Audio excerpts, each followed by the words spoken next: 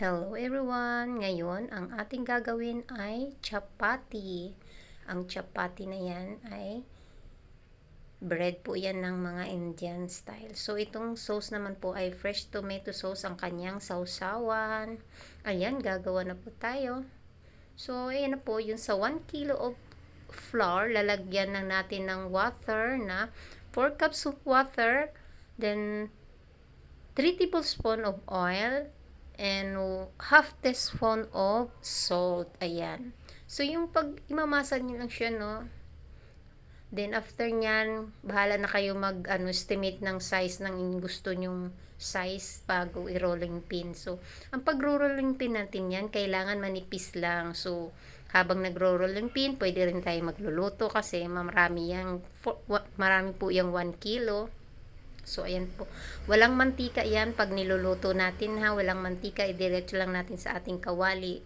So, kailangan manipis po ang chapati bread na gagawin nyo. Then, yung after nyan, gagawa tayo ng tomato na fresh tomato sauce na kanyang sausawan. Then, ang tomato nyan ay atin yang i-blender. Opo, i-blender natin yan. So, isa sa mga ingredients ay tomato. Then, onion, slice po natin siya ng maliit. So, pinong slice ng onion. Then, garlic. So, kayo na pong bahala kung gusto nyo maraming onion, maraming garlic ang ilalagay. Magdedepende sa inyo yan. So, pag nagtipid tayo, konti-konti lang, ganun. Basta, kailangan marami yung tomato kasi siya po talaga ang bida dyan, si tomato. Ayan. So, slice na rin po natin ang ating garlic. Then, habang nag-slice, may nagluluto. So, ayan, napatapos na po lahat ang ating niluluto niyan. Ayan. I-blender na po natin ang ating tomato, no? Yung ating fresh tomato, blender natin dahil kailangan natin siyang i-blender para maganda ang ating texture sa pagsawsaw. Kasi siyang pinakabida, so kailangan maganda ang pagsawsaw natin dyan sa ating chapati bread. So, ayan na po, start na tayo. Magigisa na tayo ng ating mga ingredients.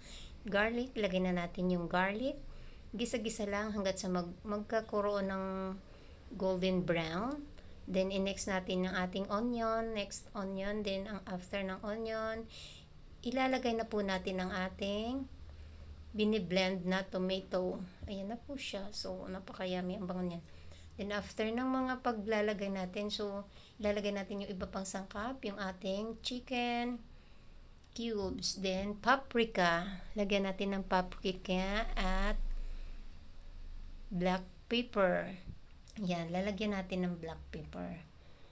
So, mimix lang natin yan hanggang matunaw ang ating cubes.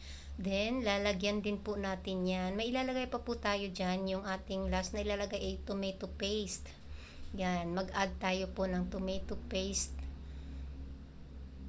para magbi-blend ng masarap talaga yung ating sausawan. Add tayo ng tomato paste para mas lalong sumarap ang ating sausawan. So, ayan na po.